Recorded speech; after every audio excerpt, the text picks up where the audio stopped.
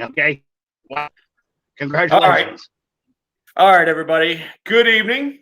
It's the Harambe Keeper. Tonight, I got Lewis Anderson, the disabled Marine buddy of mine, who is the Sultan of service dogs. We're going to keep talking about service dogs and his war stories, but we're going to start out. The Sultan of supersized service dogs. Oh, yes. Supersized service dogs that are very hairy. They're big dogs. This happened today. Now, there are like 3 employees in that entire VA hospital that don't hate my guts and, that I don't hold in utter contempt. And I was in her office, and she's got a scanner. I filled out paperwork for a veteran nonprofit called America's Mighty Warriors. They're apparently going to stick me in one of those. They're going to stick me in one of them hyperbaric chambers, and we're going to see what happens. So I filled out a 5-page application today. 5 pages. 5 pages. She goes to scan. She goes to scan it. It won't go. The document is too big. 5 pages is too big. At one point, we literally had to scan. We had to send 5 separate emails. We had to literally. What condition are they wanting to treat with hyperbaric chamber? PTSD, TBI, depression. Yeah. So, yeah, we're checking. Okay. Yeah. Never mind. Okay. Well, I'm still waiting on Walter Reed. I'm not hearing anything back from my Wounded Warrior Project guy because it's a mess right now. He's Wounded Warrior Project, dude. Sorry, that's just it. That's WWP, at least in my experience. Yeah, well, they do a lot of good, a lot more than I ever will. So, good enough. Well, all I'll say is he saved my ass in New Jersey in 2019, and I love him, but his batting average hasn't been the greatest. Back to my story. Literally, this woman had to scan each page. She had to send 5 separate emails because she had to scan each page. She could not send more than 1 page at a time. That's how her scanner was like Chosin Reservoir old. Okay, not even joking. I spent most of the day there. I was trying to get in and out in like 30 minutes. I'm there all damn afternoon because, first of all, she dialed in the email address wrong. Then, that took her a few times to figure out why, and then it was a mess. It was a horrible, horrible, horrible mess. So that's where most of my day was spent. And I was supposed to go to the gym and do some light squat stuff today, but that didn't happen. So, yeah, that was my day. I was on the phone. I can't remember his name. I didn't have enough sense to put it in the freaking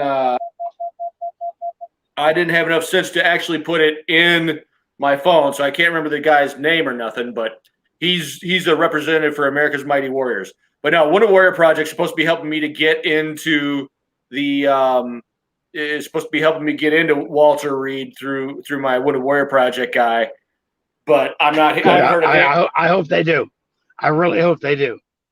Well, the problem is the director that's one of the head diagnosticians there was with me at Marcus Institute for Brain Health, and it's like they built it's like if you're building an engine, it's like they got it out, they got it disassembled, and they got all the machine work done, and they got the parts ordered, and then they quit mid job because I was only there for 3 weeks, and we're gonna get you all kinds of post IOP help, and it never came because I told them, hey, my situation is my means are incredibly limited, and they never actually found anything that actually helped me.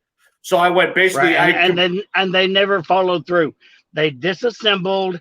They said, "Oh, hey, we, took off the burrs. We polished everything up. Now we need to put it together." Oh, well, and they never got to it. No, they didn't. Yeah, I That's know. exactly what happened. Yeah, I know. Yeah, And trust me, I know. And these are supposed to be. This is supposed to be this top of the line university hospital. They've got no VA. They've got no VA connections to muddy up the mess. They had everything they wanted, and they never got it right. I'd hear from them every 3 months or so for a while. How you doing? And then I'd have to call them. And they were all about their surveys. Their Marcus Institute for Brain Health is all about their surveys. All about that's all they care about is their surveys. Okay, so the last one I said, I'm not filling out your stupid survey. My life sucks. I'm back at square one because you didn't do the job right. There's your damn survey. And yep, yeah, boy, do I understand that. So yeah, I haven't heard from them in forever, and it's like John's like, "What do you want them to do?" And I'm like, "Dumbass, I wanted them to do their damn job and follow through with that. They never did." And they're on a time frame. The time frame to them matters more than the actual result. Because if they fall behind schedule, it doesn't matter to them. They've got their schedule, and that's it. And if they don't want to talk to you anymore, if they don't think they can fix you, if they don't think they can do the job, they just ignore you. That's exactly what they did to me. Because they are too tied up in what the final metrics, what the final numbers look like, and that's why when everything, shall we say, came to light, starting, out in the Southwest and then spreading on, VA appointments and everything, the way that the VA reports appointments, even to this day, is they start counting day one on preferred appointment. In other words, okay, if I call them on June 1 and they get back to me on June 21 and say, when would you like to be seen? Okay, how about a week from now, June 28? Okay, so whenever they get me in to be seen, they start counting officially June 28th. Not when I called them back on June 1st and said, hey, I need help. But when they got back to me and said, when do you want to be seen? And I'm thinking, okay, ASAP, how about 7 days? So, hey, we'll start counting then. No. Come on. There is no logic to that. There's about as much logic to that as there is to VA math on combined ratings. Come on. VA math, I as God is my witness, that every time I try, that's like, it makes Common Core math look simple for my ass. That's how it's like. Yeah. Well, I can say without a doubt, brother, that during my time as a service officer and in the years since, one of the absolute most difficult things I've ever had to do, whether it was, a Korea War vet with a 5th grade farm education, or, one of the, social promotion, and I got a high school diploma graduates of, the current 30-somethings, was to try to explain that to folks who are like, well, I can add, but it doesn't work that way. It's just, the freaking rating schedule hasn't been truly updated since 1945. It is so far beyond unreasonably outdated that it's ridiculous. It's one of the most ridiculous, I don't know, sacred cows in all of government. Let me ask you something. Is that update the standard, basically, we'll just call it the standard for that? Would you say that, to me, the World War II veteran, or just the persona of the World War II veteran overall, for better and for worse, is like the absolute standard bearer for what all veterans are supposed to be? Be stoic, shut your mouth, don't complain, take whatever they give you and be grateful. Is that the VA's standard for what veterans are supposed to be? Because I think they use that. Unfortunately, it still persists in many of the, let's call it, halls of power within the VA. And if you don't comply, then hey, which pills do we shove down his throat to get him to sit in the corner and shut up? And you and I both have been there. Me, I ain't got enough sense to be intimidated. Never have, probably never will. So that didn't work. But they really, really tried. You know, the current rating schedule, again, 1945, based on, quote, average earning ability, capacity impairment. Yeah. You know, and that's why they had to, a number of years ago, way back in the 80s, finally establish the TDIU, you know, the total disability individual unemployability, because they had to acknowledge, you know, they had guys that came off the farm with a 5th or 6th grade education. Well, Uncle Sam taught them to be a tank mechanic. Great. They lost 3 fingers on their dominant hand. They can't be anything but a mechanic. They don't know how. And, you know, that's the closest thing other than the presumptive Agent Orange, decades late, and now the Gulf War syndrome and the burn pit registry. Yeah. You know, those are a little more contemporary, but they're still so damn many years behind what so many have given so much for, without question, and then got told, oh, well, no, it's all in your head. It doesn't matter. There's, you know, 400,000 of you. It's all in your head. Go away. Yep. Thanks. You know, as the expression goes, from asset to afterthought. That really bites. Oh yeah. Now, real quick, I gotta do something. Just hey, to everybody in BB Nation, or not BB Nation. I'm sorry, Whoa Nation, Whoa Entertainment Nation. Okay, you know what? Whoa Entertainment Nation. No. Whoa Entertainment Nation and BB Nation, because he's kind of hanging around both. Our guy Bob Jordan, his father died last night. So y'all need to go. Y'all need to go show him some love. Go show Bob Jordan some love. He's hurting like hell. Go say hi. Tell him you love him. Keep an eye on him. Okay. Here's the thing. My father's a Vietnam vet.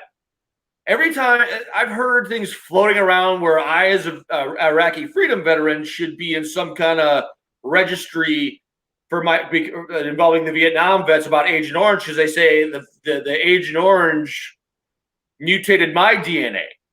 I go to the VA. Yeah, and that's actually been proven. I mean, that's not a, hey, it might have.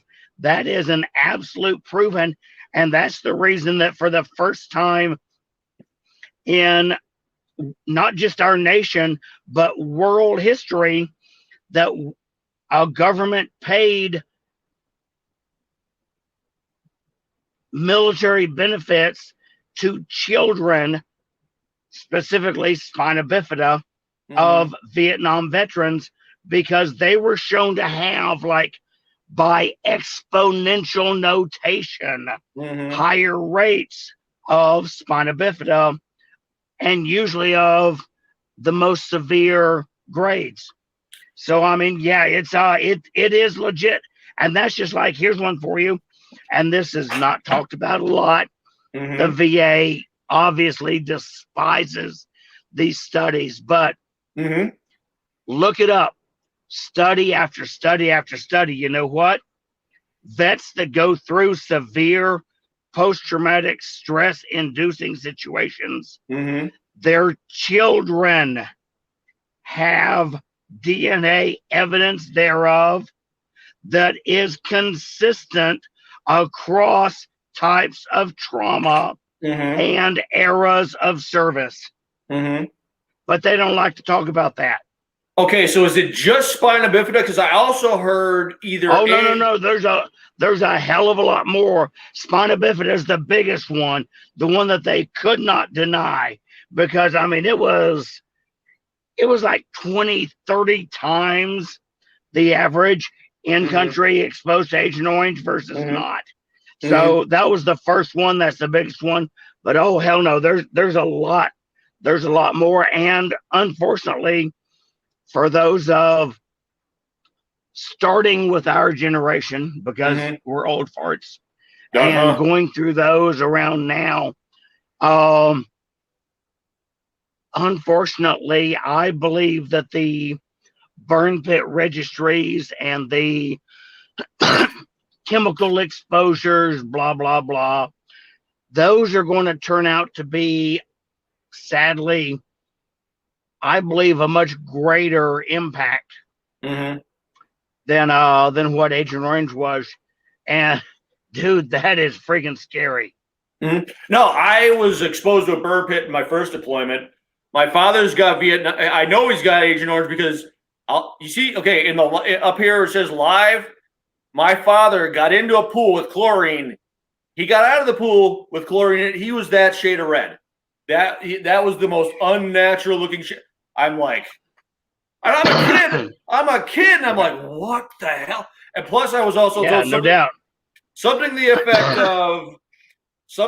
effect of if you're either bipolar or if you're diabetic, that's evidence that the agent.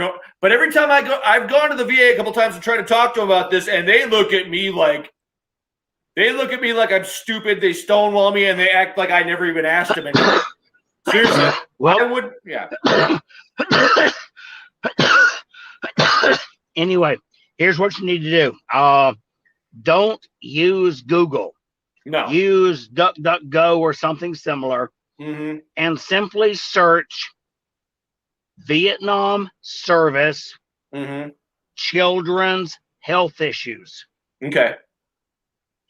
That's all you need to type in, and oh my, 4-letter F word, the things you'll learn. Okay. All right. I actually just got me a new search engine, and I'll tell you what it does offline. So I'll be doing that tonight. Okay. Let's transition over to talking about your dog, your service dogs you got. Because you've got a lot, you've got some big dogs. Your dogs remind me of my first dog, Sam. My first dog, Sam, when I was a young boy, I lived in a little town called Menominee Falls, Wisconsin. He was a German Shepherd St. Bernard. Ah, gotcha. Got hit by a damn Toyota. And didn't give a damn. No, he died, but he actually crawled. He crawled home. He did not die until he made it onto the front lawn. That's a damn loyal dog. His name is. Yep. Damn it! I'm gonna get emotional. I miss my dog now. But yeah, that was my. These dogs are certainly special. The story behind our organization, Big Paws for a Bigger Cause. Over 30 years ago, I had the opportunity, first in Egypt, to be exposed and work with the Anatolian Shepherd, which for about 3,000 years in the Middle Eastern desert have taken care of flocks and herds and royalty and palaces. They're pretty badass dogs. And then about 4 or 5 years later, when we started admitting we were working with the Eastern Europeans, I became acquainted with the Great Pyrenees, which for about the same amount of time, about 3 millennia, have been doing the same thing in the mountains of Eastern Europe. Oh, by the way, for any of your viewers that didn't join us last time, my little pause button, as I call it, somebody else is in charge of it. It's due to my TBI. Gotcha. It happens. The more stressed I am, the more often it gets pushed. Yeah, there's that. Anyway, and and then I guess probably 23, 24 years ago, I became acquainted with the two different crosses known as Anna Piers, Anatolian Shepherd Dad, Pyrenean Mom, and Pyrenean Pyrenees Dad, Anatolian Mom. Well, I mean, you'd think not that big a deal difference. It's huge. I mean, absolutely huge. Folks that know both breeds will tell you the biggest difference with Great Pyrenees, if there's a threat, whether flock, herd, home, whatever, they will attack until the threat is neutralized. It retreats or whatever. However, with Anatolians, those, who are the desert, Middle Eastern badasses, they don't stop until somebody's dead. Period. Well, what I found in the almost 16 years I've been home and working with these dogs extensively is the Pyrenees Dad, Anatolian Mom, were 80-85% success rate in turning just any pup into a service or companion dog for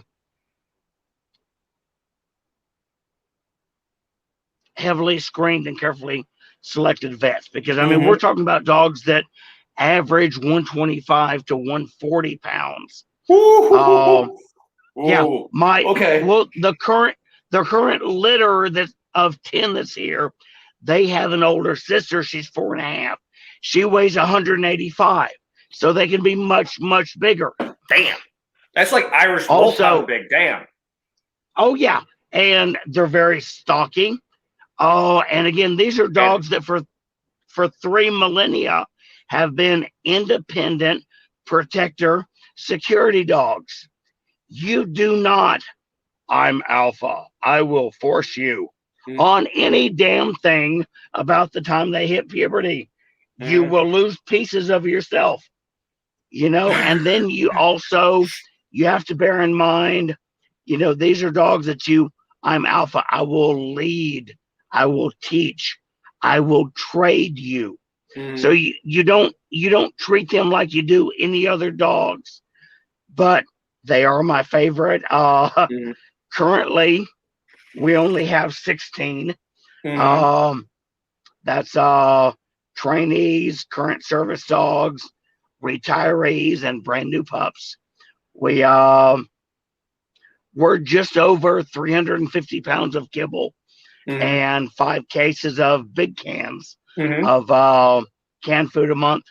By summer, maybe 7 or 8 weeks from now, we'll be over 500 pounds and 10 cases. But brother, as you know,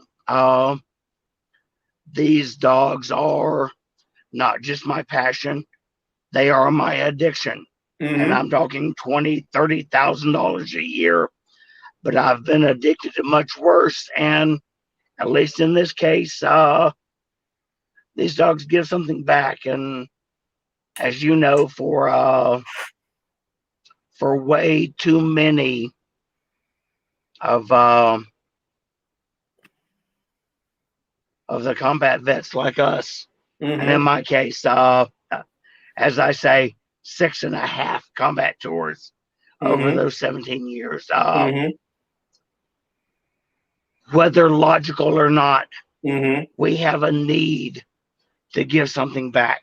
Mm-hmm. We have a need to, I don't know, balance the scales Mm-hmm. for past actions and decisions. Mm-hmm. But you know, the older we get, the more we look back at things we did and Mm-hmm. what the hell did it really accomplish in any cat box there? Yeah. Nothing at all. Oh, sorry, sideline. So you know that's really really hard to swallow sometimes. It is. Hey, I gotta ask you a question about these dogs just real quick. I've noticed those dogs are hairy. Like they are these damn dogs are four-legged throw rugs. Like they're not they're like they're four-legged shag carpets, dude. That cannot have come from the Middle East side. No way in hell. Well, if you look at the pictures of our current litter of 10 of the almost 3.5 month olds, you'll see that there are very short hairs. Those are the Anatolians. You'll see there's the long hair double coat. That's the Pyrenees. The Anatolians, of course, from the Middle East. Single coat. The Pyrenees from Eastern Europe. Eastern Europe. But you know, it's so weird to me because I've worked with these dogs off and on for 30 years, extensively for over 15, and full-time for 5. And it's so weird if you just switch the breed of the mom and dad, keeping the mix exactly the same, you go from over 80% success rate to less than 20. Because the Anatolians can just not turn it off. I mean, 3 millennia in the freaking deserts of the Middle East on guard. Yeah, I don't blame them. So those dogs are like those dogs are veterans really identify with those dogs is what you're saying. Yes. And see that's why we started doing this about 5 years ago, is although they were already my favorite breed, just by complete random chance, my first service dog was also a Pyrenean. And then when she started getting on up in age, I had so much trouble finding any of them that anyone would train. And it was a problem, and it was a problem. And then I'm like, okay, you know what? F it. I don't need the money. I'll do it myself. And like I said, I mean, right now, just the Pyreneans, we've got 16 here. But, you know, there is, of everything in my life other than the birth of my children, I don't believe there's anything better than when we get the letters from spouses, girlfriends, children, whatever, of veterans who say, your dog brought him back to me. Or, you know, when we get the letters, the messages from the veterans who say, I wouldn't have gotten out of bed today if it weren't for the dog that came from you. You know, and these dogs are not for most people. I mean, you know, again, they're, you know, average 125 to 140. The litter we currently have here, they have a 4.5-year-old sister that's 185. You don't force them to do anything. You lead, convince, and bribe them. So they're not for everyone. Yeah. But for the right folks, especially those of us that need significant physical assistance, if we are in the floor unintentionally or whatever, you know, hell, when you got a dog that you know, 125, 140, 60, Mhm. 185 pounds. Yeah, grab me, Dad. I don't care. Let's do this. You It's pretty know, cool. here's the thing. All I'm going to say is there was one individual that we tried to get help, and it didn't work out this time. What I'm thinking the problem with some of us as veterans are, my problem right now. This is going to sound crazy. Well, no, it won't sound crazy, but right now I'm still stuck in what I like to call convoy prep mode, where I'm waiting on answers for this and that and this and that to get stuff done, and I'm ready to just reach through the computer and the internet and the phone and just start strangling people because I need the intel so I can get out the gate. Like the last 3 weeks, it's like I've had to go to the gym to get far enough away from the damn house to actually stay out of the house. Because if I'm stuck in the house right now, I'm this close to staying in my house and not coming out. Like right now, I'm in my bedroom. I'm this close. I'm this close to not leaving my room unless I have to take a crap or grab something out of the fridge. I'm flirting with it hard, and I didn't even go to the gym. I know what you need, and you're going to say, "Oh, but brother, this, and this are reasons why I can't." Mm-hmm. You need to look on Big Paw's page again. Hey, let's give it a plug. Big Paws for a Bigger Cause. Mm-hmm. You need to look at those 4 pups. They're 3/4 Colby Pibbles and 1/4 Border Collie. They're 4 weeks old. Oh, brother, that's what you need.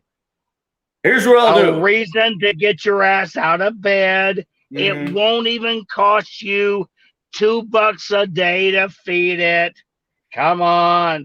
Here's what I'll do. I'll get on the page. And the benefits. I'll do you one better. I'll get on the page. I'll take pictures. I'll send them to my Wounded Warrior Project guy if he's not completely fed up with me. And I'll say, hey, he would be like, yes, you need the damn dog. And I'm like, you need to help me get the funding then because I'm broke. Okay. That's what I'm going to do. And we'll just see what happens.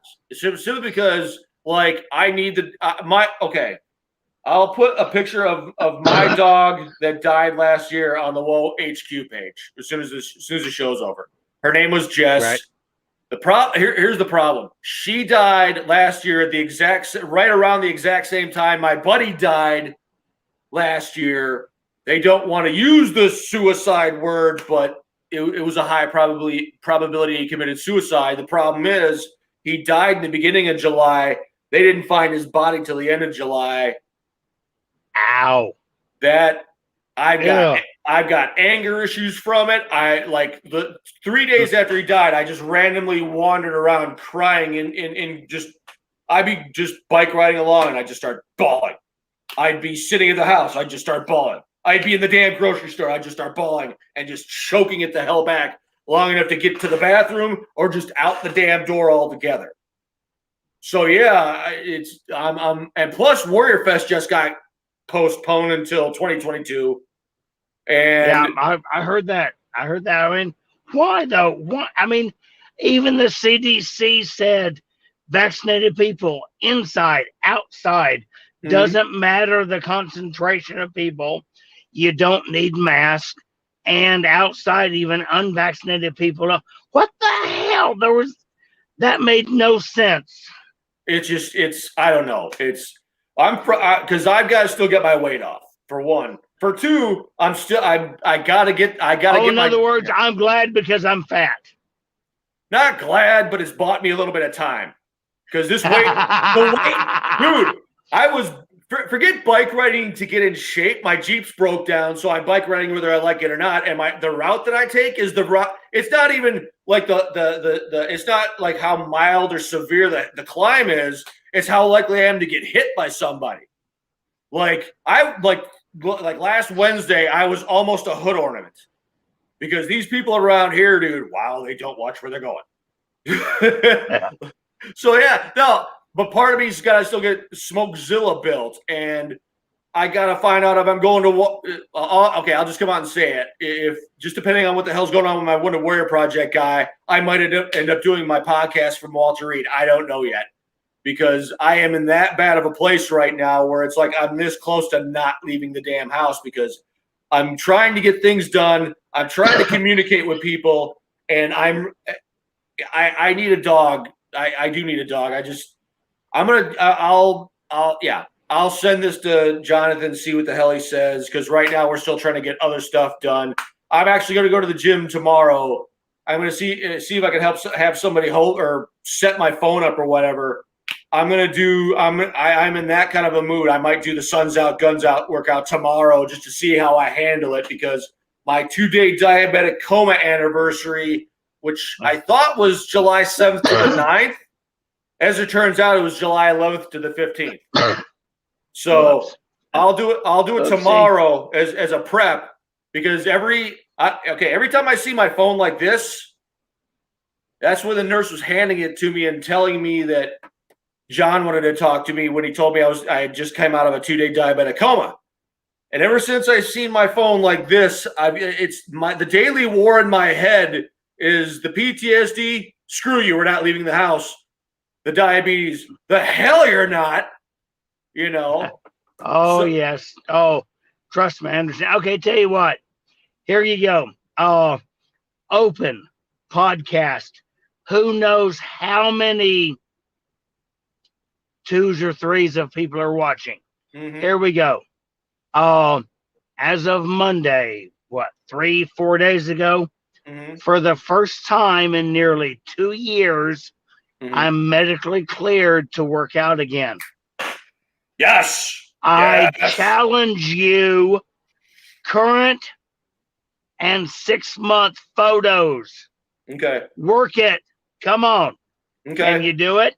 Are you man enough? I'll do it. I'll do the Suns Out, Guns Out workouts. As soon as I get done with the podcast, I'm going to take both of my 70-pound kettlebells and see if I can fit them in my backpack, because it's one of those mechanic backpacks, you know? Or if you can even lift them. Hey, shut up. I can lift them. Hey, oh man, I can clean and press them. Don't even worry about that. The real problem. Okay, tell you what. You look at my picture of me in the arms dealer shirt from less than 2 years ago, then come back and talk to me, all right? Hey, I can clean and press a pair of 70s. Don't even worry about it.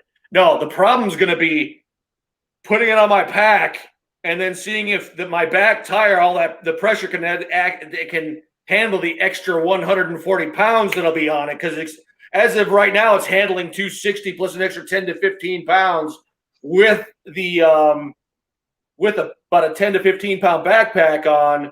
So yeah, you know what, the hell with it. Tomorrow we're going to find out. We're going to go for a bike ride with my mechanic's backpack and see if I can fit my pair of about 70-pound kettlebells in there. We'll see what happens. Okay. See, thank you for clarifying.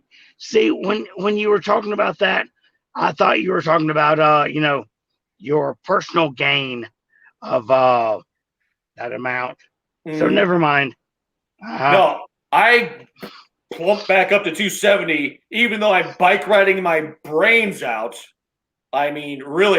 That's a short ride. Come on. Well, it's more the hills.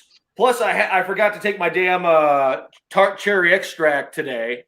So my feet were on fire.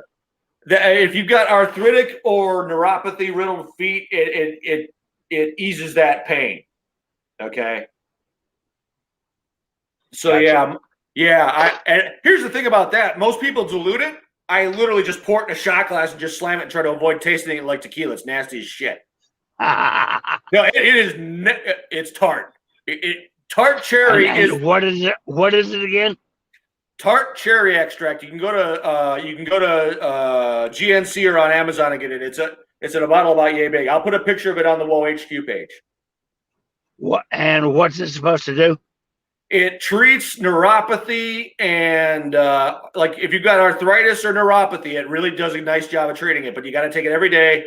Usually take it first thing in the morning. Just do it like a shot. Most people dilute it. They never told me how much water to dilute it in, so I just pour it like a shot glass and just suck it. In other words, sounds about like what I use cannabis for. Thanks. There you go. No. There you go. All right, back to your... anyway. Yeah. So ask me something else about the dogs. What do you want to know? Okay, the dogs. All right. How long of a training process do you go through with them, and at what point do you bring in the new owner? Every single situation is different Mm-hmm. because we, out of necessity, we match personality of the dog with the personality and psychological needs of the veteran, even more so than the physical needs. So, for example, the current big litter of 10 that we have here, they're 3.5 months old. They've been here 4 months. They came from a very unfortunate set of circumstances, physically and internal and external parasites and more. They've been here about 4 weeks. So we're finally starting to learn their personalities, their drives, what motivates them. So then we can start to, because we have, well, for this litter of 10 pups coming in, we had over 300 applications of disabled veterans wanting to be considered. So that's always very difficult. All of us that are involved in the decision are either multi-tour combat vets or our significant others. So we've got, a little bit of understanding. All of us also use service dogs. These dogs, again, the average is 125 to 140 in size, a lot of hair, a lot of stubbornness, a lot of, nah, you better convince me I should instead of try to force me, and more. But again, for the right people, there's no better dogs in the world. And, people often, when they first meet me or learn anything about me, they think I'm kidding when I say this is my, $20,000 to $30,000 a year addiction. But I certainly could be, and definitely have been addicted to much worse. Thank you, VA. Yeah. Send it to me and just keep sending it. But at least in this case, I know how much good quality dogs have done for me. I've been fortunate enough to see some of our dogs truly change other veterans' lives. And, as I've told you, in some cases, as they are with me, I've seen these dogs become a lifeline.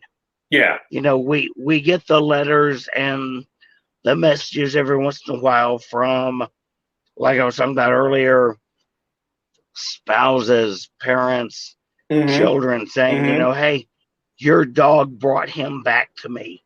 We get the letters and messages from veterans saying, the dog we got from y'all was the only reason I got out of bed. And,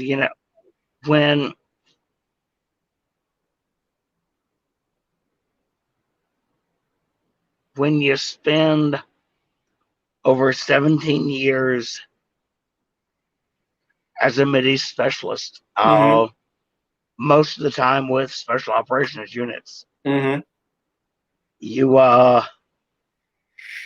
in retrospect, you really, really question whether any of it was worth it. And I freely admit these dogs and pairing them up with other vets. Mm-hmm. It's my attempt to give something back, to Mm-hmm. try to, well, as most combat vets understand, and many will admit, Mm-hmm. Trying to balance the scales for past actions and decisions. Mm-hmm. Again, over 17 years and 6.5 successful combat tours, brother, I got a hell of a lot to try to make up for. Yeah, it's been a little while, but I used to wake up just sobbing, remembering all the dumb stuff that went down.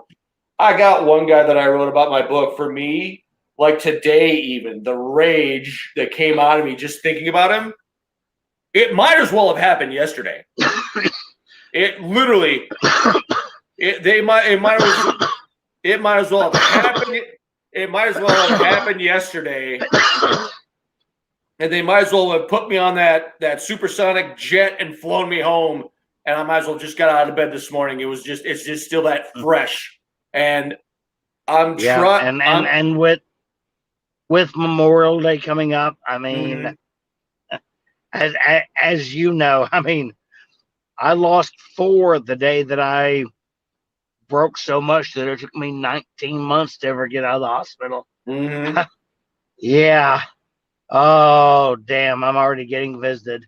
Way the hell too much. Mm-hmm. Yeah, the bunker monster is, we're going 15 rounds lately. Literally, we're going 15. And again, we're getting the hell beat out of us. Mm-hmm. We can't even get knocked out. We just keep getting hit and hit and hit, and we're just not smart enough to not get up. So we just keep getting hit all the way to the final bell. And in my case, my beloved suffers too. I mean, last night I finally went down about midnight 30. I was up about 2:15, and there had been multiple vocal awakenings, as they say, in between. And she pays for that. Oh, I know.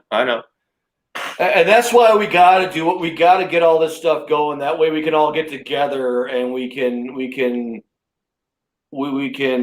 fellowship and really be there and be like, this is what we all did it for, because what I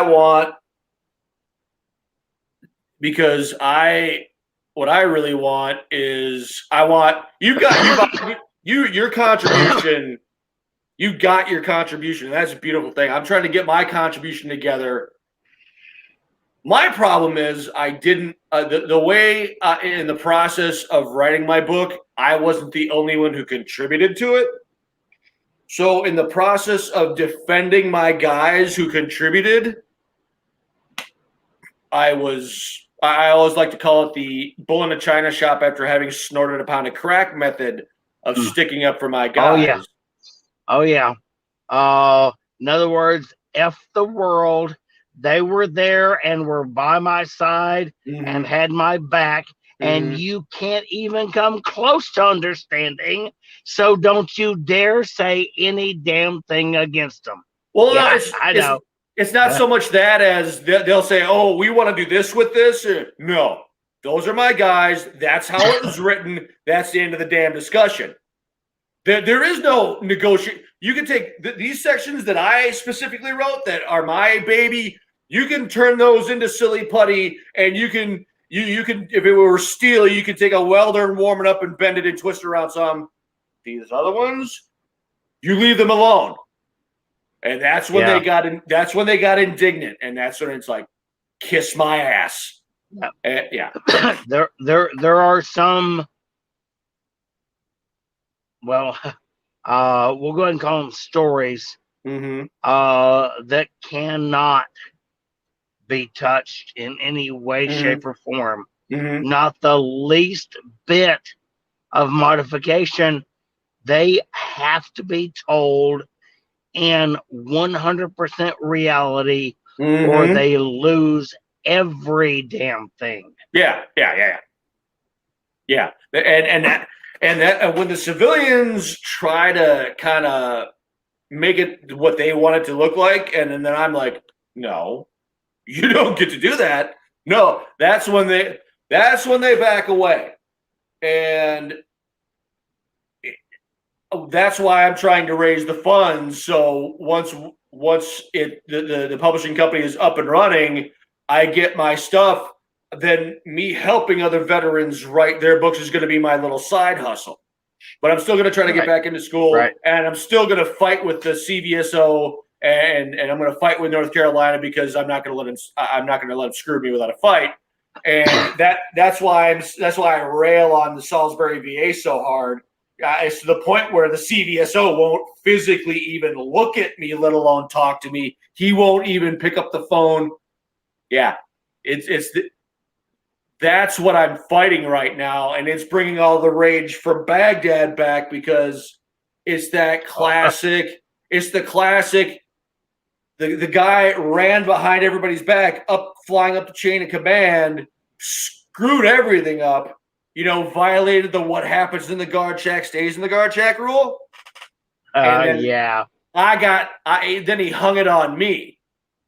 Okay, so every time I get into an argument with somebody and they go behind and then they go run when I get aggressive and then they go run behind somebody else, it's like Baghdad all over again. Except in my mind, the first thought that's coming into my mind when I'm fixing to rage out, it's like I'm not falling on my sword this time. No. It's game on. So that's been my biggest struggle, especially lately. It's been bad. Like John won't get near me. The CVSO won't pick up the phone for anybody, me or John or anybody. And like there are people who are friends of mine who, when they see me, they're like, "We're gonna leave him alone. We're staying away from him because Spazmaster Flex is fixing to come out and just start snapping necks." Yeah. Oopsie. Yeah, I know. But yeah, trust me, I know. That's what I'm struggling with right now, and I want this Warrior Fest stuff and these other little get-togethers to work so we can all finally get together and be like, okay, this is what we got, and we can we can fellowship, we can fire up the grill, we can pet the dogs, we can, and I want it to be where I'm fine. I need to believe in the pipe dream that this is gonna, at the very least, get me out of being broke to where I can afford what I need to afford. Because I promised in the book I'd pimp out the Jeep, and it's gonna come off. It's gonna be there's literally such a thing as a body rotisserie where the body is gonna come off the frame, go on a body rotisserie, and my body guy literally takes one look at my Jeep and says, "Just the body work." He says, "Just off the top of my head, it'll take 6 months and cost $50,000 just for the body work." Wow. Sorry, dude. I'm buying something new. That ain't happening. There's no way in hell. No. That's why all this stuff's got to make me money, because the Jeep is paid for. It's mine. It's mine. That's the second deployment paid for it. And if I can pull it off, come on, another 40 or 50 grand. What could you buy instead? Come on. First of all, is it really worth that? It's my baby. My second deployment paid for it. It's my baby, for one, and for two, it could, if trying to get back into the automotive technician industry, it could get turned into a resume pumper upper. You see what I'm saying? It could get used to make my resume look a little bit better. Okay. So if I ever want to get into like some aftermarket stuff, you see, I'm looking at the long game, and the long game ain't cheap. Okay. Go ahead. But I mean, I know. Even as out there gambling myself as I am, I'm like, wow, all right, sure, go ahead. No, Hey, you got less than 5 minutes. Better start wrapping it up. well, no, I got a whole other hour, dude. I got 2 hours. Oh, I don't. Okay, cool. I thought it All was right. one. I'm sorry. All right, no, that's fine. Check it out. We'll keep doing it. Wait, stop. Do you need me to stay for 2? You know what? You do your thing. I've got a couple other people. I got another guy I might bring on, and I'm gonna start talking shop about all my other stuff. So what we'll do is we'll just bring you on as a recurring guest. Okay. And that's fine. And we'll do I'll do a much better job of prepping for what we're going to talk about next time, simply because what we're going to do is we'll have you on regularly to get guests on, or to get you out there, so we can get other veterans looking at service dogs. So we can get, at the very least, if I can get your word out there and get your organization out there, we can get dogs to veterans and get them mellowed out the way I'm not currently mellowed out. Okay, so we'll just have you as a recurring guest every month or so to talk about. We'll talk war stories, we'll talk VA stories, and we'll talk about your dogs, and we'll start getting that would be absolutely wonderful. Again, for anyone who didn't catch it earlier, our group on Facebook and Instagram is Big Paws for a Bigger Cause. Pretty simple. You know, these dogs are 125, 40, 65, 85 pounds, but helping our brothers and sisters is even bigger. So, again, Big Paws for a Bigger Cause, Facebook or Instagram. Love to have you join us. My brother, you get home, you get chilled out, you relax, and I'll have you back on in a month or so, and we'll go from there, okay?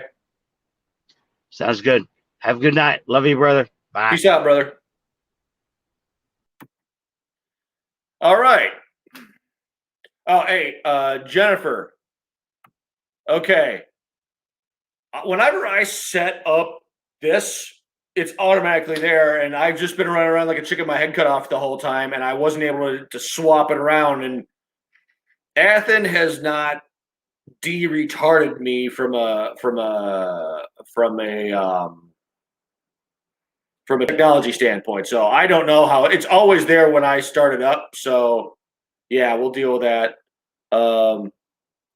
So you know what? I need to do something real quick. I forgot to do the show rundown, so we're gonna do those real quick. I'll talk about Warrior Fest in my capacity as best I can, and it's a blessing and it's a double-edged sword. It's a blessing and a curse. So, all right, let's get on Facebook here real quick. Yeah.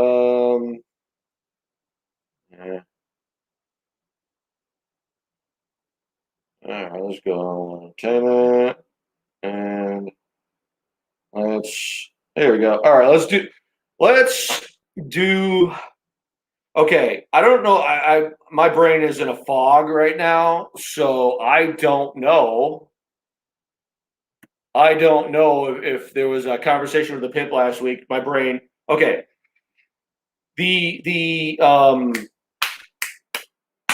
I'm playing the drums on my face.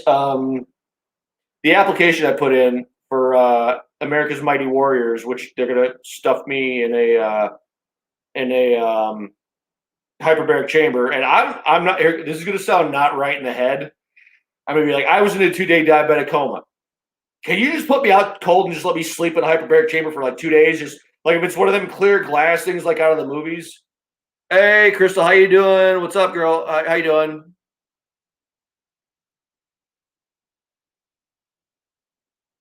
So yeah. Okay. I literally put it again. I literally had to put in the application today to where the lady in her office, she had to send in the application 1 page at a time. Literally. Yeah, it was that stupid. It was that impressively retarded. I mean, yeah. So Tuesday at all times is 12. All times is Central Standard Time, and I'm over here on the East Coast being a weirdo. And Athen, I'm gonna pick on Athen because I love him and I need him to laugh. I call him not SpongeBob. I call him Squidward Village People Pants because I love him and I want to pick on him. You know. So how am I? How are you, dude? All right, let's talk about how I am right now.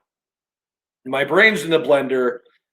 I don't have PTSD. I have what I like to call Iraqi Freedom Man PMS, and it is flaring up something awful. Because again, I'll put a picture on Low HQ. I'll get a picture of my dog that died last year. I miss my damn dog. Her name was Jess. I can't remember the breed of dog she was, but she was like a shepherd dog, basically. And she was so freaking adorable. And there are points in my life since I've lived here, she was the only living being that would put up with my shit and that would come deal with me. And yeah, miss the dog. Anyways, I've been in a mood. I've been struggling to not isolate something awful. Okay. And I went to the VA today, and that because yeah. Okay. Tuesday at noon. Central Standard Time. Where's My Grill with Roy Anthony? I got to get to watching that. I like I got to get into his conversations. Tuesday at 5, 1700, the Will Radio Show, the flagship show with Pimp, Goose, Tater, and God knows who else shows up. I've been on there. It's not bad. Pretty cool. Okay. Wednesday, Blue Phoenix Gaming with Jen. I torture her to the point where she wants to choke the hell out of me because I'm an unrepentant, unabashed Skyrim fanboy. I still got an ancient ass PS3 with 1,500 hours of time in Skyrim. I basically just walk around squatting, sniping everything from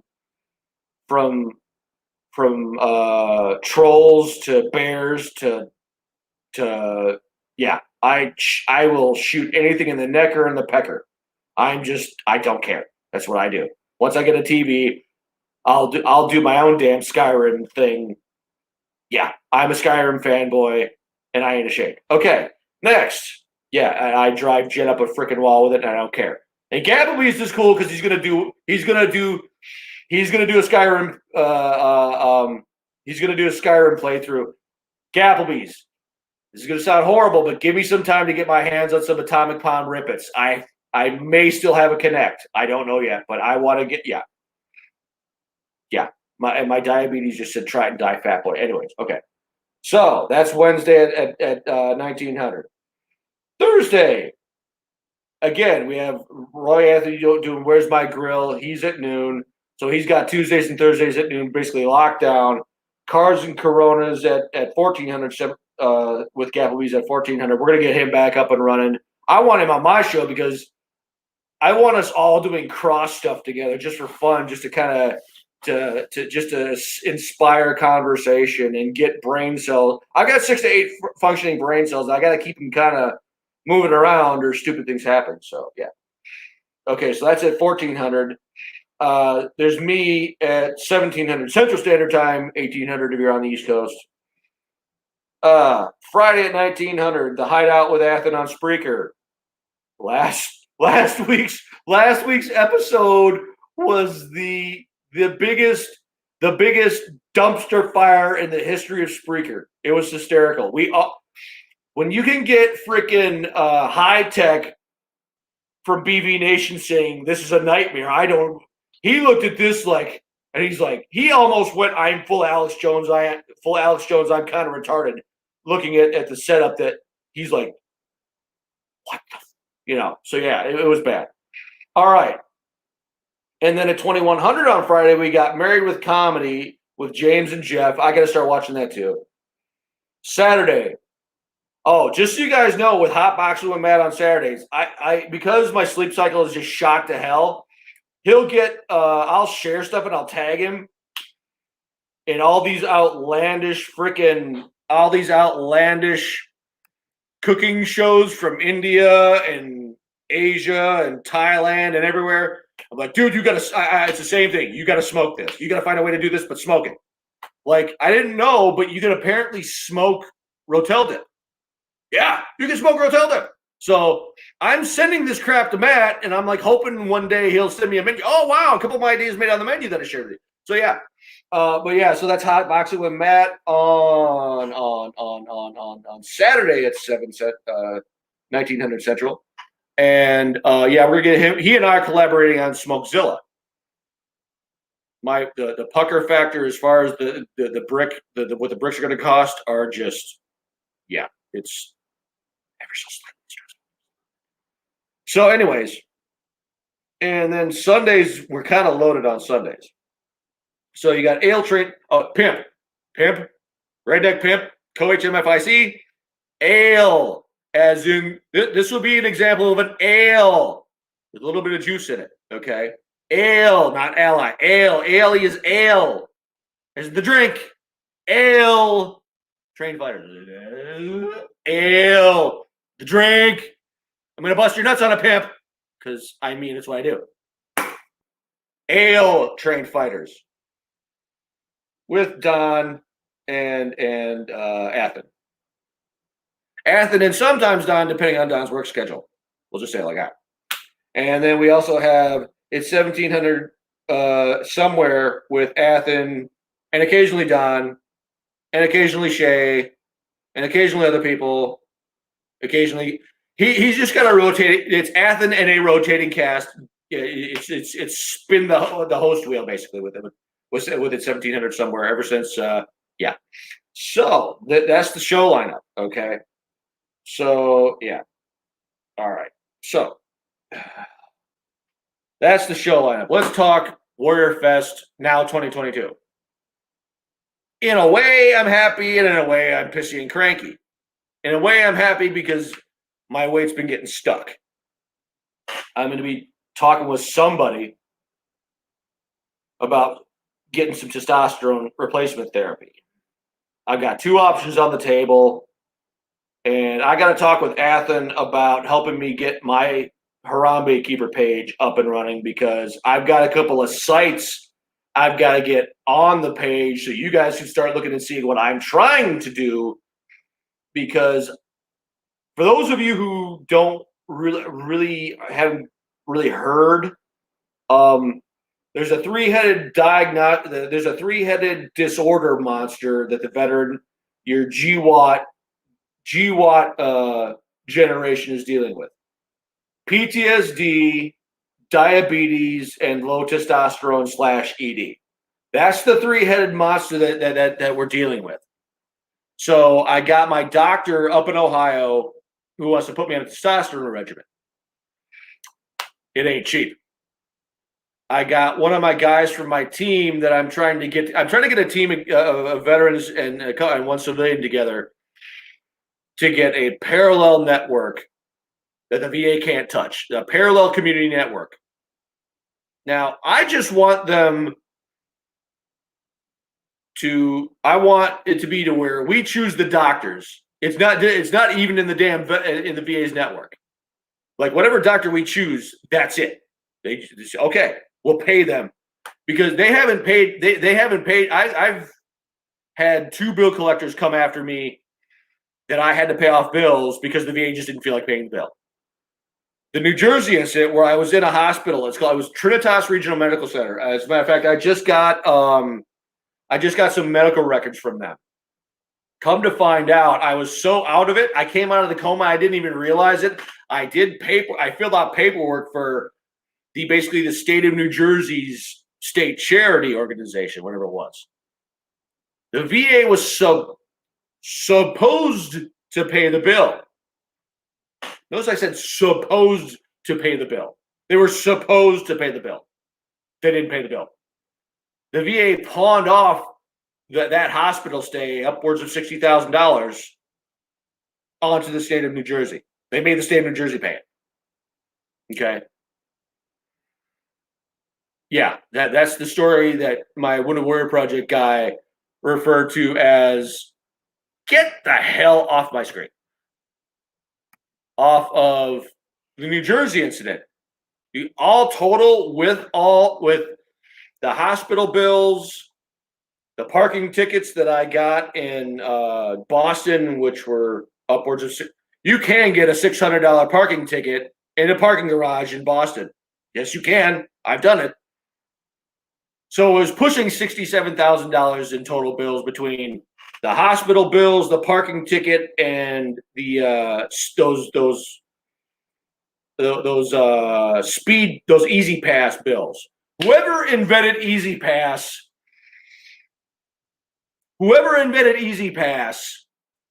deserves to rot in hell, being sodomized to death with a hot lead pipe wrapped in 2 grit sandpaper. You are a spawn of Satan and you deserve to burn in hell.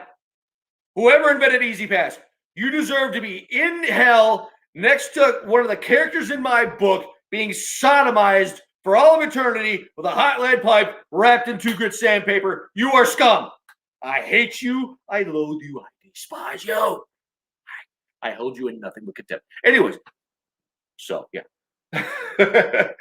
I don't like Easy Pass.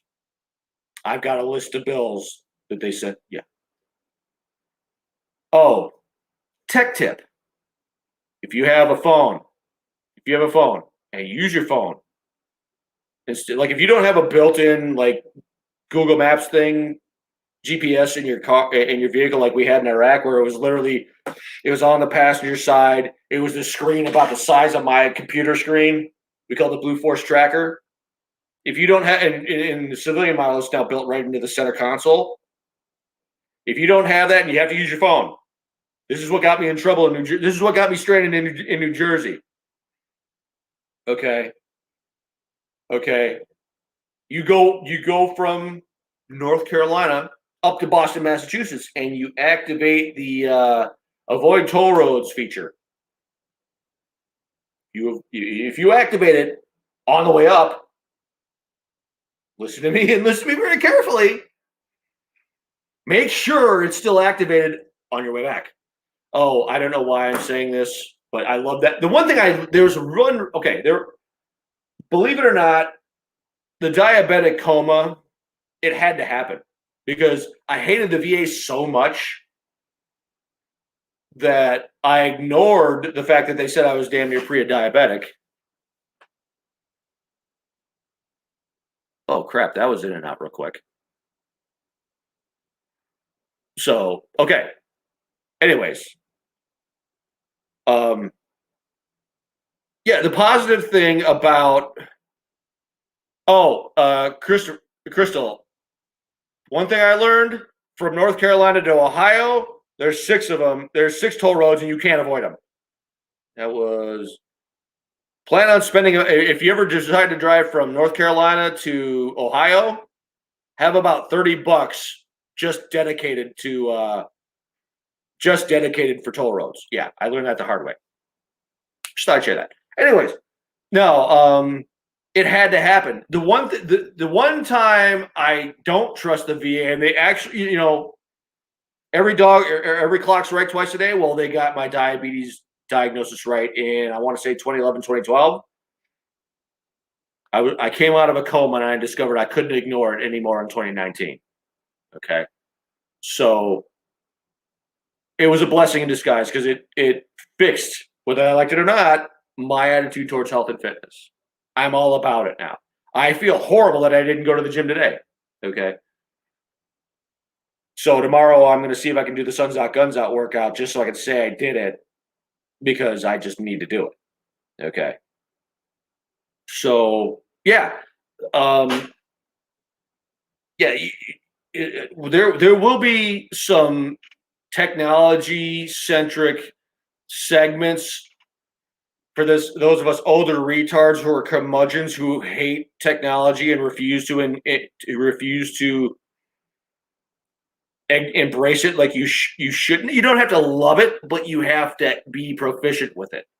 And I want my New Jersey incident to take away your stupid excuses from becoming proficient in it. Okay, that's one of the things I want to do. That's one of the ways I want to drag you back from the edge. I'm going to be honest with you right now. I'm on the edge. I'm in a bad place right now. But I'm going to share it with you in the hopes that you guys will be like, okay, this dude's literally on the edge. He's sharing himself. He's trying to gradually get his show up and running to where he he branches out from rants to segments in which he does things to help solve problems and help you do other things than be in your own head thinking about suicidal thoughts. Okay. And I've shared this story a time or two, but I'm going to share it again tonight. I had this chick who will remain nameless. We were friends, and I was pissed at her because she'd call me up every 2-3 weeks, like at 0:30, bawling her brains out, wanting me to talk to her until she passed out till the drugs kicked in. Ladies, listen to me. I need you to hear me. I don't have a problem with you coming to talk to me. Okay? But I don't need to know. Here's the thing. I don't want to be the stopgap. I don't want it to be where you talk to me and then I'm just a stopgap measure. And I couldn't live with myself if I couldn't live with myself if the one time I as a stopgap measure didn't work. Okay. And then cause the problem, the thing that really hurt me and that pissed me off, once she got what she needed, at one point I literally called up the Wounded Warrior Project line because my Wounded Warrior Project guy wouldn't talk to me because I was just being an ass. And I'm like, I will keep calling back. I will crawl up somebody's ass. And if I don't get I will literally get in a car and drive up to New Jersey and go off on a motherfucker. Pardon my language. I will go off. I will kick down doors until I get what I need for her. Because, and here's the thing, I would say, I don't inject myself into the situation like I want to. She calls me up and I get to hear her bawling her brains out about how her ovaries are dying. And ladies, I love you. I have no incentive to want to. I have no desire to know that a woman's ovaries can be calcified and riddled with cysts. I have I don't have a calcified, cyst-riddled ovary fetish. No, I don't. I'm really asking you to believe me. I don't have that. I have no desire to know all the different ways that your ovaries can be diseased. No, I'm not. I'm not right in the head, but I'm not right in the head. I don't need to know about your ovaries, ladies. I don't need to know about your ovaries, your fallopian tubes, the rest of your uterus, your uterine wall, you're bleeding for 7 days and not dying somehow. I don't need to know it. If you want to tell me, I'll tolerate it because I care about you, but still, I have no need. I don't have a diseased uterus fetish, okay? No, I don't. I really don't. I don't. As God is my witness, I don't. So when what hurt me was she got what she needed after I threatened to drive up to New Jersey and go on a rampage. Apparently she didn't need me no more. She just stopped talking to me altogether. So ladies, don't abuse the privilege. Don't abuse a guy and just call him just for what you need from him. You run your mouth on Facebook about loyalty from here to freaking eternity. But as soon as you get what you need from him, you're gone, poof, gone. Yeah. So no, I want that was what inspired me to take this show, because I wanted to not be nothing more than a stopgap method. I wanted it to transition as quickly as possible. And that's why I'm so impatient, because I want to transition as quickly as possible from the short term dragging you back from the edge to a longer term getting and keeping you out of your own head with different segments of stuff I want to do. We're going to have an automotive segment, which is why I'm trying to get Gapplebees on. And I love Gapplebees because he's finally going to do my damn Skyrim segment where he's going to build a Warhammer and he's going to do what I asked him to do. He's just going to walk around everywhere squatted, sniping everything from dragons to goats. So yeah. But he'll still have good melee skills. He'll still be really well-rounded, mind you. But yeah. So yeah. So let's talk Warrior Fest again. The bright side, I've got more time to get project Grillzilla done, and I've got more time to get my weight off, which means I'm going to have to get on testosterone therapy, and I'm going to have to get more protein, animal protein in my system, more meat. I just picked up some I think I'm finally ready to transition out of pasta altogether. And right now, the only thing that's going besides meat, like either hot dogs or meatballs or whatever, or sausages or whatever, so it's going to be that. It's going to be sausage, some kind of meat sausage. It's going to be meat sausage. It's going to be carrots, and it's going to be Brussels sprouts. That's what's going in. That's what's going in the pressure cooker. That's going to be my staple diet. And I'm going to treat myself a little because I've been so grumpy and depressed. What I like to do from time to time is to really treat myself. I like to do a Rotel dip. And then the Rotel, like normally what I do is I get some kind of dressing. And once I got everything drained out, I just dump in the dressing and I dump in the raisins. Because I like raisins because they keep this monster at bay. So somehow they managed to keep this monster at bay, which is awesome. So yeah, it's good. Instead of some kind of dressing like ranch or Italian or whatever, I just take Rotel dip. I'll just soup ladle it in, and bam, I'm good. Okay. So yeah, that's the plan there. So I'm gonna get that. It's gonna be a combination Rotel dip, macaroni, and screw it. Okay. Dean called it macaroni and screw it. My buddy up in Ohio, here's the thing. We served together in Baghdad, so he called it pumped up pasta salad. So we're gonna call it pumped up macaroni and screw it with Rotel dip. So I'll just soup ladle some Rotel dip in and mix it up, and it'll yumminess. So anyways, and it's also a valid excuse.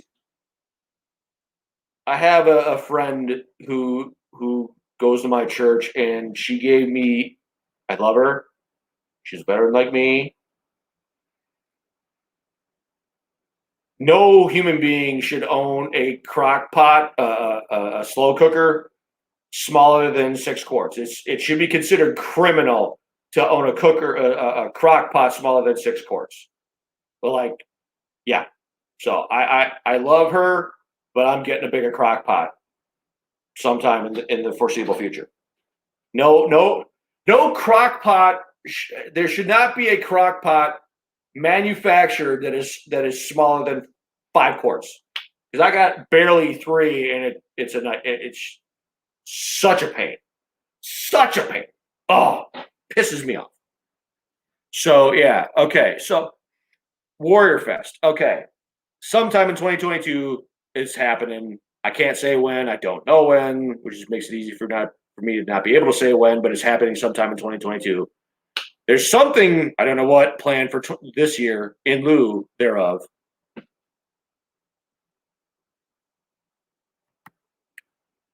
All right. Crystal has a small one and a big one. I got to fix that. Yeah, that's a good idea. But yeah, I'm making a Rotel dip. I'm gonna make it tonight. I'm in a mood. I need some comfort food. I'm firing up that, and I'm gonna make the Rotel, and I'm going to Crystal, we're gonna fight if you don't put. There better. You better have at least 2 pounds of meat in your Rotel dip. If you don't put 2 pounds of meat in your Rotel dip, we're gonna fight. We're gonna fight. I'm just saying. Okay, here's the rule. You put meat in your Rotel dip, you put meat in your damn spaghetti. Oh, here's the other rule. The problem with some chefs is they are inherently stingy with meat. So if they say 1 pound, I at minimum, I double whatever they say. Especially with chicken. With like my curry dish, if it says 1 pound, I'm usually pushing 3. So yeah, just like share that. Anyways, yeah, Warrior Fest. My plans are to be down to 225 and have Smokezilla done. soon as I get done with this podcast in a little over 30 minutes, I'm going to message my neighbor, buddy, friend down the road a ways that way. And we're going to get my mock-up box ready to go to the brickyard, okay? And we're going to pick out bricks, blah, blah, blah. And we're going to go from there, okay? So I can get that mocked up. So the mock-up box will be the inner shell. We'll get the bricks, and then we'll start building the inner shell, the outer shell, and yeah, it's going to be wild as hell, okay? So yeah, so the plan is the other thing. Okay, I don't know when Warrior Fest is going to be next year. Hopefully sooner rather than later.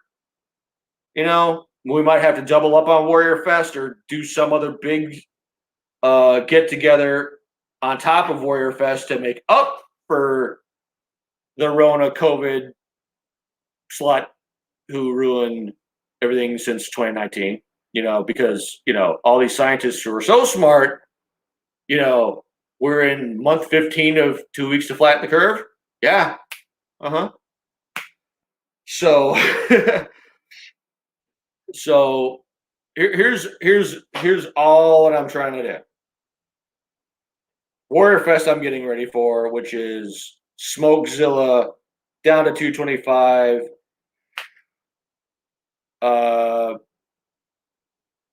Depending on when we have it, I'm trying to figure out who I'm going to road trip with. This now gives me extra time to do fundraising for the publishing company to get stood up, because here's why I say that. Here's why I'm trying so hard to raise. The way I got done by my last publisher, when you go through a process of working with a publisher to get published, and we're gonna have a guy named Seth Castle on, and soon, within, I want to say the next 2 weeks. I want to say 2 to 3 weeks. I think we're gonna have him on. We're gonna talk about. I'm not gonna gripe about the publishing industry. I'm gonna air my grievances gently and lovingly. He and I are gonna talk about that. And the reason I don't want to go, once you've gone through a process with a publisher. The problem is it's an exhausting process. I've been through 3 or 4 editors in the process of writing this book. And when you go through processes as far as all the stuff you do to get the book ready, it wears on you. Okay, it wears on you, and it puts pressure on you. Okay, it stresses you the hell out. Well, it stresses me the hell out because I lost count at 10 people I have who have contributed to my book. I have 10 people who are they're not putting pressure on me, but I'm feeling the pressure to get it published. When you and one of the other segments, once I get my other co-collaborator, my first editor for the book itself, I like literally live a half a mile down the road from, okay? I could go over to his house, hand him a thumb drive, and we'd never had anything but amazing writing sessions. Okay. My other editor for another project I'm working on, which is related to the book, he's halfway across the world, so that kind of presents its own challenge. It's a totally new set of challenges. He and I are working on a project that's the writing program. There's going to be a writing program segment for the book, okay? Where I'm going to show you how to get, all my gamer friends, I would never say MacBook Pros are for gaming. I'm not that retarded, thank God. My job in helping you write the writer's guide is nothing but an AAR for the book. Okay. Because I can't say, hey, I wrote a book, it's cathartic, go ahead and write a book. And you're like, well, what the hell am I supposed to do here? I'm going to give you a writing program to do it. My job is to get the most raw, honest, dysfunctional veteran content from here to here. When you start out, it's way the hell over here. The writing program is going to help you get it from over here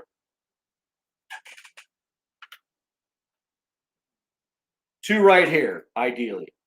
That way, it's like I'm going to use a spark plug, the old school ignition coil, distributor cap, plugs and wires into the block as one analogy where you start out way over here, and then I'll get a really nice fancy schmancy coil on plug. That's going to represent where I want you to be, which is the shortest possible path from the coil into the plug into the cylinder. Because the better job you do of getting the most raw, honest, and authentic content from your brain into that laptop, the easier it is to edit. The easier it is to edit. Now, I'm going to share. Here's what and now that point is going to bring up another point. And the bright side, how it relates to Warrior Fest potentially is, I could when we do get to Warrior Fest in 2022, I could have more to bring to the table. We can get stuff done. So that's a positive. The negative is I was really bummed out because I wanted it to be in November because if I felt a little more pressure. I don't like pressure, but I respond better to it because I still have the deployment itch. When you got the deployment itch, you love pressure on a subconscious level that you don't want to admit. So what if we could get it done, we'd have the edit, we'd have the publishing company up and running. I'm going to have a book for you. And watch, I put it away. Watch, I put it away. Guarantee you, I put it away. No, I didn't. The Fly Problem at Fob Crapper. Oh, when it does get published, one of my co-conspirators who on this, he wants a helmet on the Fly. So yeah. Oh, this right here was the last time I did deadlifts with shoes on. I am all about. I'm all about all my power movements. All my Olympic movements are now barefoot. Oh, with socks. Makes me feel like a hippie. I like it, and it feels natural. It feels good. Anyways, I want to be able to the book, the writer's program, the cookbook, and okay, I gotta get with a couple of different people because the cookbook's going to be a little bit different. I am not a cooking expert by any stretch of the imagination, but one thing I'm good at is cooking instinctively. I will just throw I'm like, I'll do anything. I don't even care. So it's going to be a shake and bake. And one guy I originally wanted in on that, I kind of lost touch with him a little bit. I've got to talk to him so he doesn't feel slighted and abandoned like he probably already feels. Because it's going to be a shake and bake. I'm the basic, and the one guy I still want to collaborate with, and the guy I am collaborating with, I want to be the bake. I want them to be the fancy schmancy, the class it up, the make it actually look presentable on a plate. Because if I were putting some of my cooking on a plate right now, it's going to be like, that looks like something a troll barfed up. Okay, so you see what I'm saying? My food looks horrible, but it tastes great. It was far. I strive for moisture, like supremely moist, and J-Dub just moist. Anyways, my food is supremely moist, and tender. That's my hallmark. As long as my food is moist and tender, I'm not saying I'm not concerned about the flavor, but flavor takes a backseat to moist, and tender.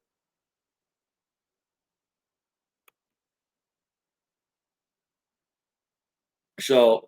Yeah, that's what I'm working on right now. I want a collaboration on that because what I want the cookbook to do. I want the book because I want it read. I want use a veteran to read it and give it to a civilian and be like, read this. You're going to be pop quizzed on it.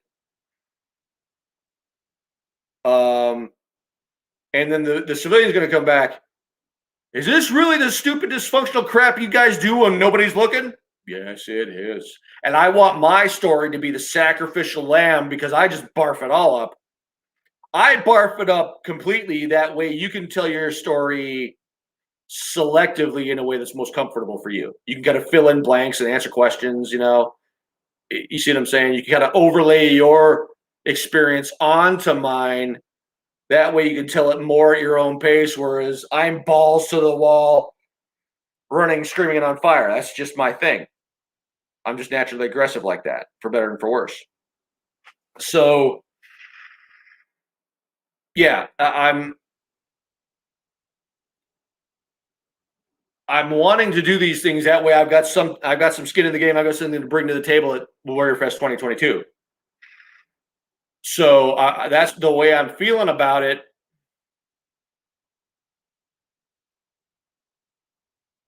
You leave me alone. My computer just throws up windows at me. I'm like, get the hell, So yeah, I'm trying to bring that to the table because again, Murphy's Law of Combat Operations: no plan ever survives first contact. My podcast now, and I'm grateful to Woe Entertainment because they gave this to me. Because honestly, if I weren't doing this podcast, I'd be way up in my own head, even worse than what I currently am. My friend died last year in July. My dog died last year. They essentially died at the same time, but my buddy's body. Okay, here we go. Pimp's about to fill in the blank for us. We are working in a comedy bash on November 6th. Okay. You know what? Throw some more details into the comment, and I'll throw it out there as you throw it to me. So, yeah, what I want to do, this has been saving my ass, even though I hate everybody, and I want to just, yeah, this has saved my ass in a manner of speaking. So, what I want to be able to do next year is to be able to say, here is my contribution. 8 comedians in one band. Can I sing a couple songs if I can make it? Yeah, that would be okay. You don't forget I say anything. Anyways, that's my plan, is to be able to contribute that. Okay. So I can say, hey, here's your plan, blow it to hell, and tell me what I got to do to tweak the plan so it can take more of a pounding next time. Okay. So yeah, the cookbook, the cookbook's going to be a combination shake and bake collaboration. The writer's program is going to be my side hustle, and the book is going to be my baby that I've been working on for the past 8 years, that I as a promise kept to my guys. And as far as and then I am going to help one of my friends write a book on this man. This man's intelligence, he should have an alien brain about this big. He's that supremely intelligent. I love him like a brother. I'm going to help him write his book on it. We're going to call it Firearms for Retards, okay? Basically, that's the basic concept. And all I'm going to do is like, nope, that's not retarded enough. That's not retarded enough. These dumb bastards won't understand that. You need to dumb that down way more, And it's gonna, because I'm a pogue, it's gonna be my cheat sheet. I'm gonna be the first one in line to buy the book, and I'm dumbing it down to my retarded level. So if my retarded ass can understand it, you got no excuse. Because again, 6 to 8 functioning brain cells, and I'm doing the best I can with them, So yeah, yeah. I was trying to get Athen in Donna Dona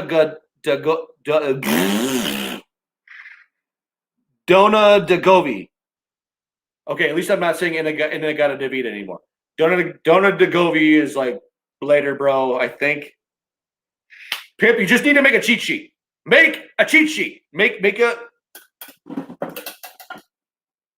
There's a cheat sheet in here. Find it. Oh, speaking of cheat sheets, as far as translation matrices, one of my favorite one. This is horrible, but there's one Arabic saying I do remember better than anything else, and I learned this from the Shia, and it pissed off the Sunni. So yeah, it was Khadli Bumbunkshniptizik. That loosely translated means I'm going to shove a shotgun up your ass. So there you go. There's your first Arabic saying that I learned. Oh, here we go. Okay. Actually, I don't know if I should read these because, well, you might somebody might get offended. I could just teach you some fun stuff. Okay. I'll read the ones that are least likely to get me in trouble. There's a few. Okay. The title of this section is an admittedly incomplete Tainer, short for detainee, glossary. Tainer dictionary / glossary. Means yes. La means no. Jiba means gimme. Chadli bumbunction ptizik, loosely translated, I'm going to shove a shotgun up your ass. Habibi is loving friend, and believe it or not, you can piss off the Shia. When I was in the prison as a guard, obviously, it was a few years removed, but Salman Rushdie had written the book Satanic Verses, which basically called all of Islam satanic, and the Ayatollahs put out a hit. A fatwa on a person is basically the Shia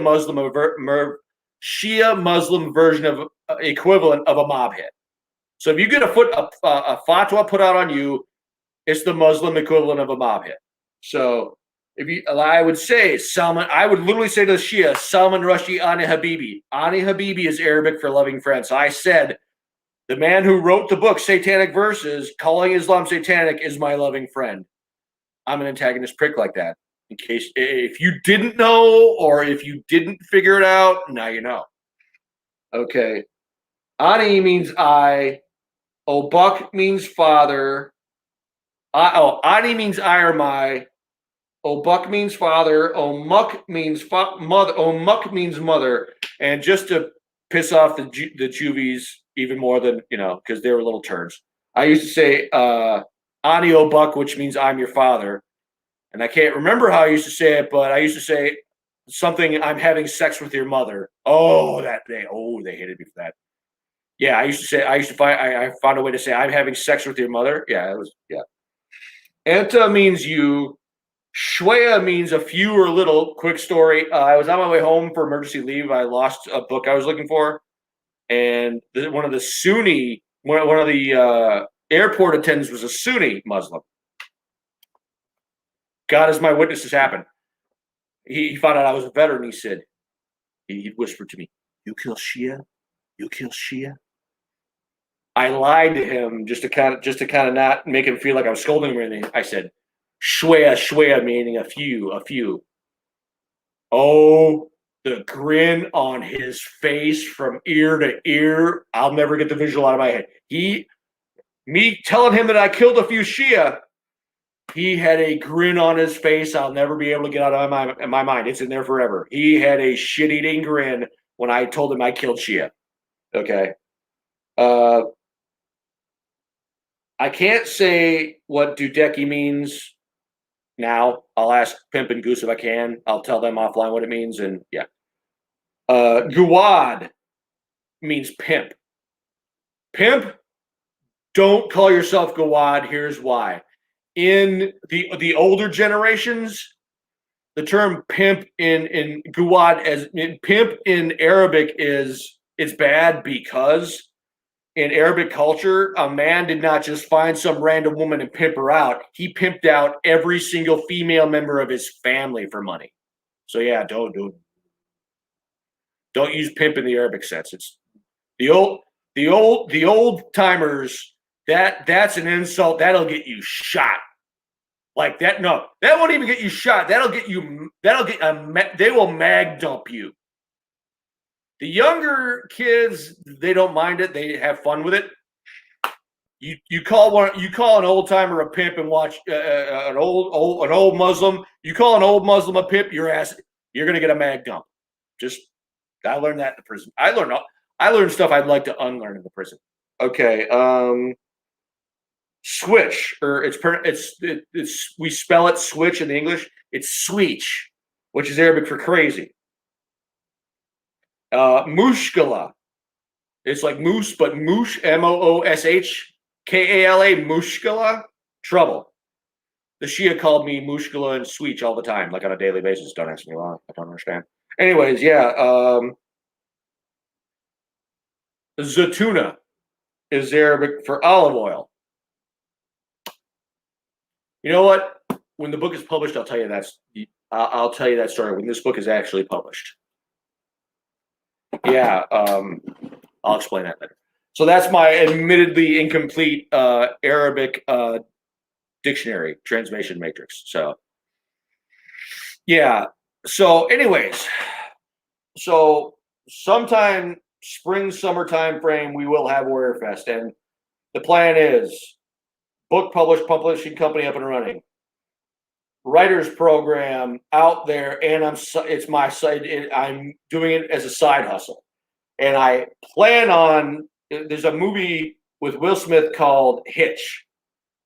He was a dating coach, but he was the most uber undercover, like as far as how stealthy and undercover he was in so yeah, now he was so as far as how undercover he was in maintaining his business as far from a secrecy standpoint, he was warrant officer undercover, warrant officer stealthy. That's my plan. I plan to keep it as low key, one at a time, really exclusive. Not that I want to make a lot of money or don't want to make it. I want the best possible quality product until I turn it into a side hustle. I want efficiency and the best possible quality to be to be what it can be, and once I set that pace, that's I've said this a million times. My uncle used to say that John Deere engines are governed to run at 80% of maximum output. Okay, I want to be at about 70 to 80% maximum output as far as my side hustle is concerned. That way, that's the best possible quality I can put out, and that gets the best results. That's my plan for that side hustle. So yeah, and then the cookbook is just me getting you back into the basics of just doing something basic that you can feel competent at. And then all my other collaborators, we're gonna collaborate together, and I'm gonna be the shake. It's gonna be shake and bake. I'm gonna be the setup man, and they're gonna class everything up to where it looks. My food tastes good. It just doesn't look edible. It really doesn't. They're gonna class it up to where we're gonna infuse even more flavor to really. I want my food to punch you in the face with a shovel or a kettlebell. I want my food to punch you in the face. But I want it to be. I want my other collaborators to class it up, so to speak. Make it look really good and do other things. Maybe more complex flavors. I'm all about bold punching you in the face because I'm still trying to get the taste of the MRE out of my mouth that I was eating in 2007, 2008. But that's a story for another time. So we've got just a hair over 12 minutes left. So yeah.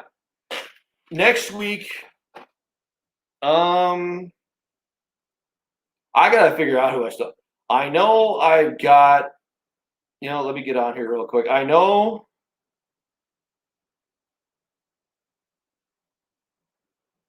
I'm going to pick on Squidward Village People Pants, aka Athen R. Daily.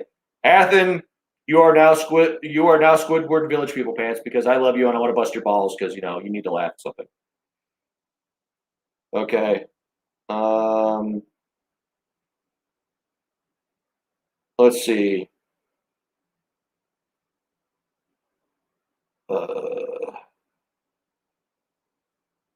I'm having Christopher Lee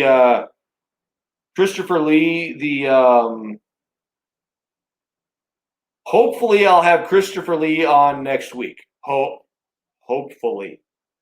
If he's not on next week, he'll be on the week after that, possibly. And then we're gonna have Seth Castle. Let me look at that. We're looking at June the 10th for Seth Castle. That's the one we're tentatively looking at right now. So Seth Castle is a little more set in stone than Christopher Lee. So Christopher Lee could either be before or after Seth. So those are the next 2 weeks. I got one of my dark green buddies I'm going to one of these days eventually invite on. I'm trying to get Anthony Triplett from All in a Day's Work on, simply because he's a good dude and he read my poem about the veteran suicide thing. because of my buddy. So I'm trying to get Anthony Triplett on right now. I got a guy. I'll name him when he's ready to come on. So I've got 2 definite coming up. I got 2 more possible. Plus, we'll eventually rotate Lewis back on. Hopefully, he'll be in better shape because as you can see, he's struggling his ass off. And I want you guys to see us struggling.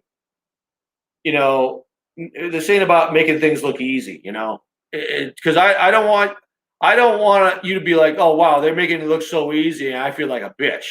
No, we're all struggling between the Rona, prices of everything going up, all the strife in the Discord. Ain't nobody got it easy right now. So I'm not going to try to put on this act like I got it easy. I'm admitting on my ass.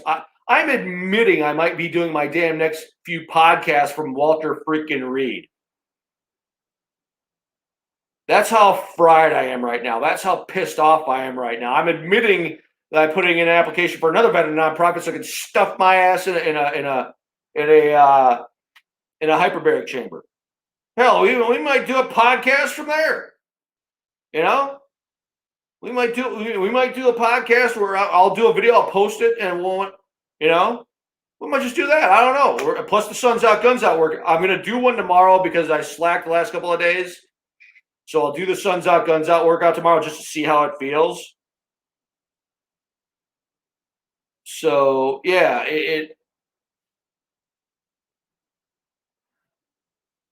So yeah, that's the plan. It's going to be a busy, crazy summer.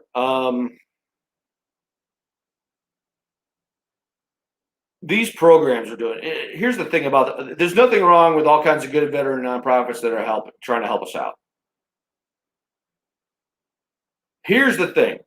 I've done enough of these, and it's like Fight Club. I hate it. It's like Fight Club, though, where at the beginning the guy was just going to these self-help groups just for the sake of going. I'm a grease monkey to the core of my damn being. Let me find the damn thing. Okay, never mind. It's in the truck. So I got mine in my truck, right? I like to fix things to where they stay fixed for as long as possible because I did a good job of fixing them and identifying problems and diagnosing problems and finding solutions that give you closure because there's nothing wrong with coping tools. There's nothing wrong with coping skills.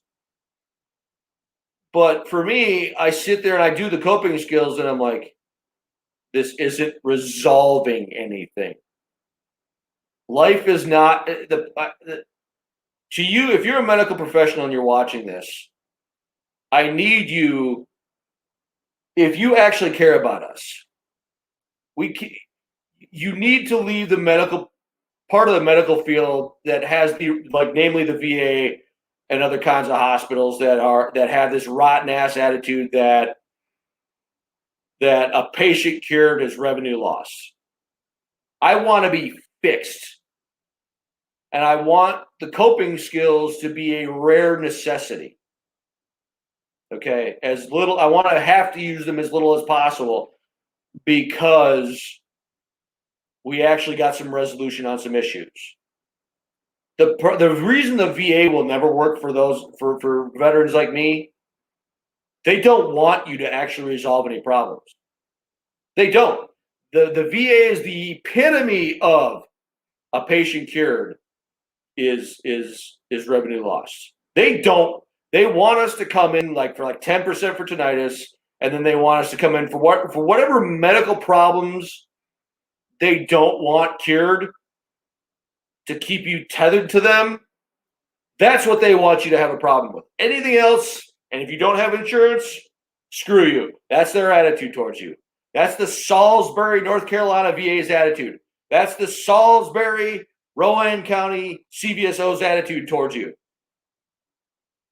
You take what we give you, shut your mouth, that's it. If you want anything more that's better than the cheapest, most draconian, minimalist option possible, if you want more than that and you don't have premium insurance, their attitude is eat the scraps from the table that we give you and be grateful that we give you anything. Okay?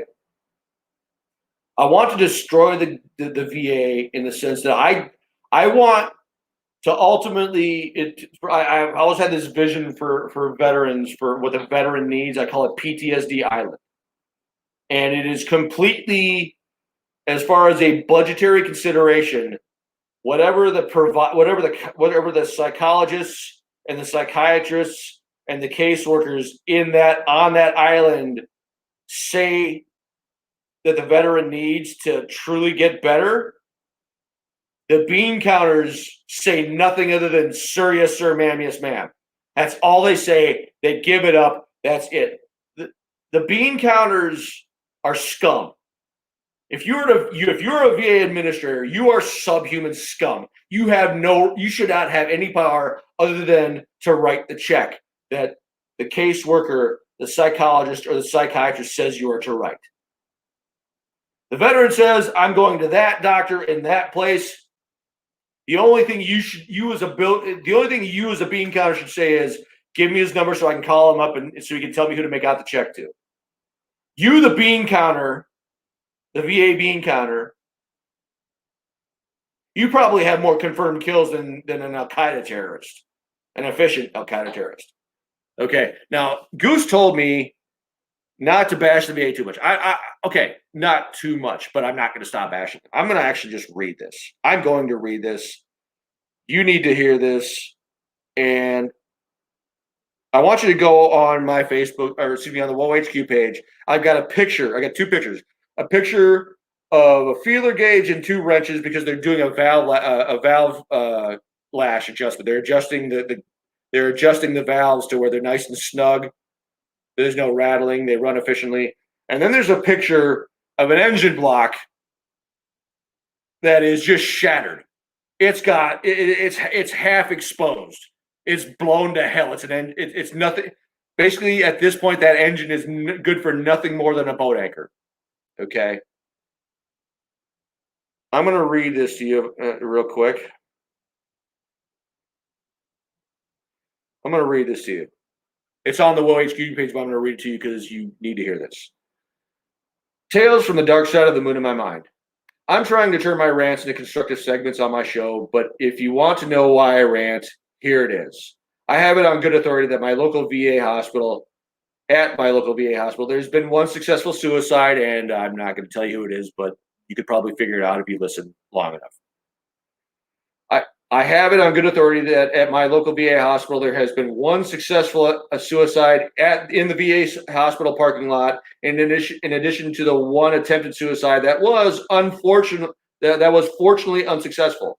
My rants are two middle fingers aimed at both my local VA hospital, the last two CVSOs, County Veteran Service Officers, and the state VA and the regional VA offices that has plainly shown nothing but contempt for me. I shove a gun in my mouth and pull the trigger, and they'll be dancing and pissing on my grave before the dirt hardens. I will never discourage anyone from seeking care at the VA if that is your only option, as it is mine.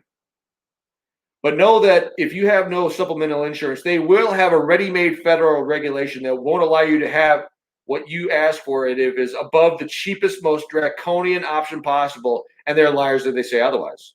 I will shame the VA at every single opportunity because that is what they deserve. But I'm also working with a team that admittedly I'm struggling to get on the same sheet of music to establish a parallel community care network that the VA cannot corrupt and would actually pay the doctors on time so that my credit isn't ruined again. I've had my credit ruined by the VA twice. J-Dub's had his credit over from BB Nation. I think he's had it ruined more. I've had it ruined twice. He's probably had it ruined two to three times. Bill collectors having come after us because the VA just didn't feel like paying the bill. So not only that, but when HUD-Bash purposely loses your paperwork, leaving you hopeless. I was hopeless and sleeping in my yellow Jeep that's no longer running in the parking lot of the VA because that was the safest place for it to be. Let's see. And the state VA employee stabs you in the back when he's supposed to advocate for you with a known corrupt voc rehab counselor just so he can get in at the very same hospital that the corrupt VA counselor works at. Yeah, my screw-you-atosis is pretty much a terminal disease at this point.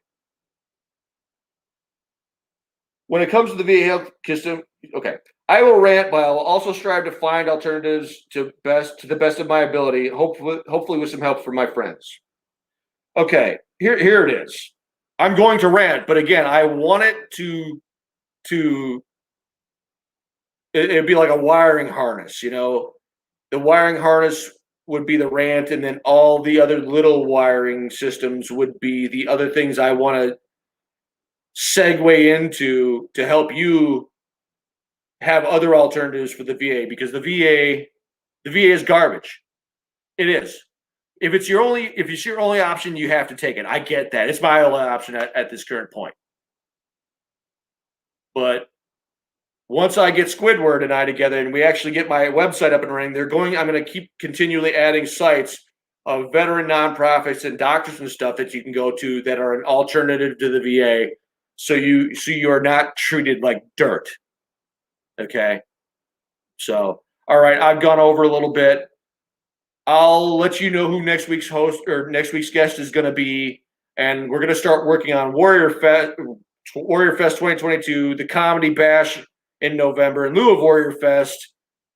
We'll just keep going with this. We'll keep working on this, and we're going to get things together to where we at WoW Entertainment have an alternative to the VA for you. We have alternatives to suicide for you that are long-term, that you can really get your head wrapped around, you get your hands on, and you can do things with us, and you can get better, and you can feel more capable, and you can feel more competent. That's what we're working on for you. Because God knows I need it for me. Goose, we all need it. So we're doing this for us, but we're also doing it for you. We love you. See you next week.